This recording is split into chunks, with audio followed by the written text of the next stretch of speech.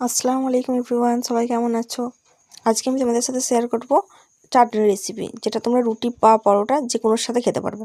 তার জন্য আমি নিয়ে নিয়েছি 3টে টমেটো আর কিছুটা রসুন, শুকনো লঙ্কা একটা আর কাঁচা লঙ্কা 3টে দিয়ে তেল গরম হতে সমস্ত উপকরণগুলো দিয়ে দিলাম। দিয়ে এর মধ্যে দিয়ে দিলাম সামান্য একটু নুন আর একটু চিনি দিয়ে ভালো করে ভেজে নিলাম।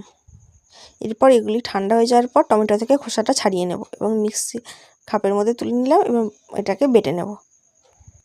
এরপর ওই তেলেতেই সর্ষে আর কারি পাতা ফোড়নে দিয়ে